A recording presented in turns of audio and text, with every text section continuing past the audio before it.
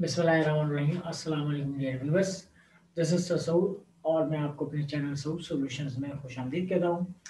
आज के video lecture में हम सेकेंड ईयर मैथमेटिक्स का chapter number 3 the general equation of straight line, इसकी एक्सरसाइज नंबर 3.2 है और पेज नंबर है 137।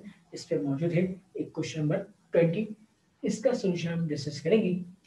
तो सबसे पहले मैं बुक से रीड कर रहा हूँ क्वेश्चन नंबर 20।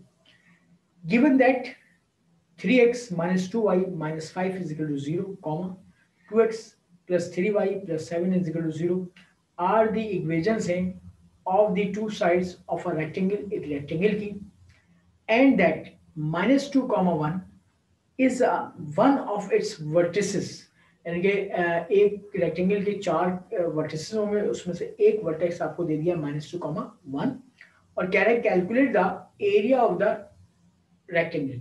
रेक्टेंगल का एरिया आपने कैलकुलेट करना है या मालूम करना है। अब आइए जनाब, सबसे पहले हम डायग्राम को देखते हैं।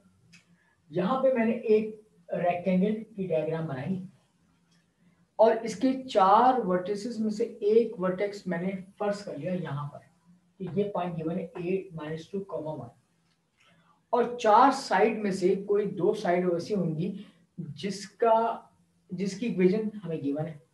पहली साइड ये मान ली मैंने 3x minus 2y minus 5 is equal to 0 और इस साइड की equation 2x plus 3y plus 7 is equal to 0 मान ली। अच्छा, यहां से लेके यहां तक फासला मैंने d1 सपोज कर लिया और यहां से लेके यहां तक फासला d2 सपोज कर लिया। अब मैं इसको वर्डिंग फॉर्म में लिख रहा हूं और इसके बाद इसको सॉल्व कर रहा हूं। तो सॉल्यूशन के हेडिंग के बाद मैंने क्या लिखा, let a -2,1 be the one vertex, एक वर्टेक्स है ऑफ रेक्टेंगल जो हम डायग्राम में बता चुके हैं पहले।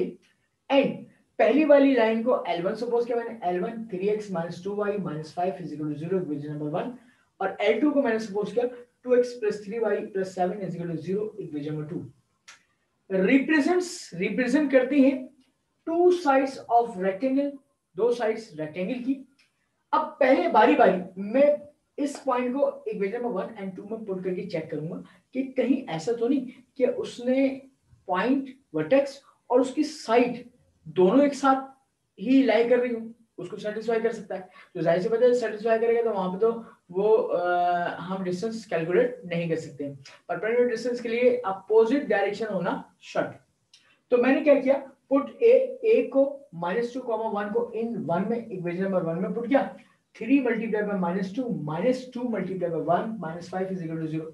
आप इसको कैलकुलेटर से कैलकुलेट कर लें डायरेक्ट तो ये आ जाएगा -13 और -13 इज नॉट इक्वल टू 0 का मतलब बराबर तो नहीं आएगा 0, इसका मतलब इम्पॉसिबल। तो यानी कि आपके पास जो गिवन वर्टेक्स है और पहली लाइन वो अपोजिट डायरेक्शन में होंगी, वो एक साथ नहीं होंगी। एक बात।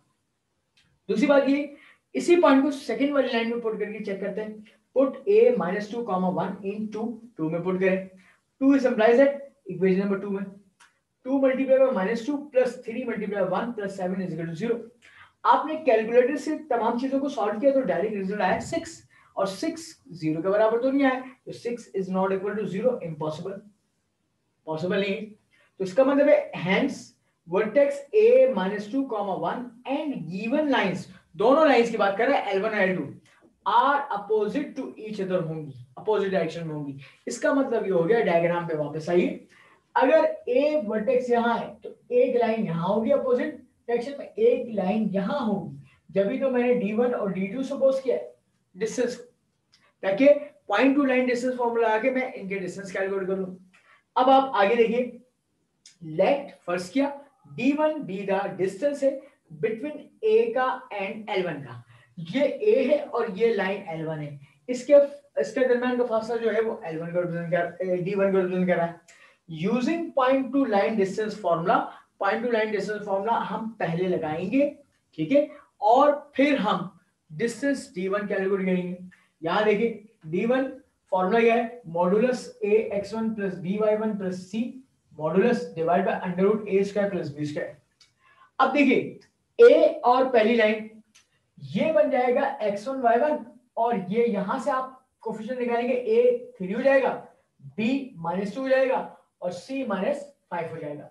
तो इसमें रिप्लेस करेंगे 3 मल्टीप्लाई बाय -2 पुट करेंगे -2 और y की वैल्यू क्या पुट करेंगे, 1 पुट करेंगे, और -5 कांस्टेंट है, divided by under root a square 3 का स्क्वायर प्लस b क्या है -2 का स्क्वायर। आप कैलकुलेटर से डायरेक्ट ही सॉल्व कर लें। देखिए इस पूरी चीज को कैलकुलेटर में सॉल्व करेंगे और जाहिर सी बात है अगर नेगेटिव नंबर आएगा मॉड खोलेंगे तो वो क्या हो जाएगा, पॉजिटिव हो जाएगा। इसका मतलब डायरेक्ट सॉल्व करके मैंने 13 लिख दिया यहाँ पे, और इसका स्क्वायर रूट सॉल्व किया तो वो अंडर रूट 13 आया। 13 का स्क्वायर रूट नहीं निकलता है, तो मैंने लिखा इसको यूनिट्स के बराबर, यानी कि 13 अपॉन रूट 13 यूनिट्स।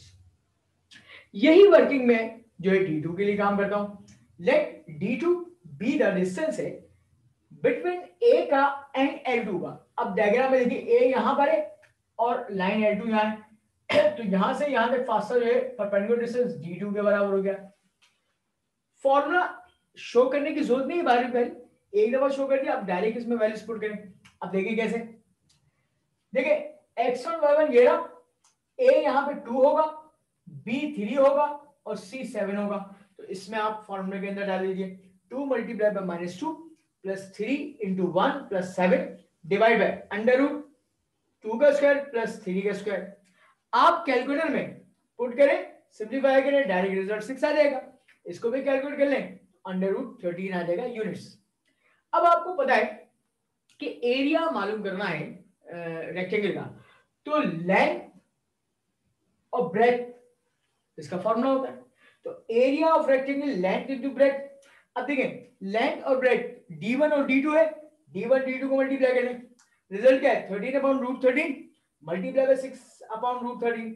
ये सेम रूट कैंसिल आउट होंगे, 13 से 13 कैंसिल 6 स्क्वायर यूनिट। तो इसका मतलब है कि आपके पास एरिया ऑफ जो रेक्टेंगल है वो 6 स्क्वायर यूनिट के बराबर आया है। स्टूडेंट्स इस सॉल्यूशन को भी नोट डाउन कर लीजिए अपने पास।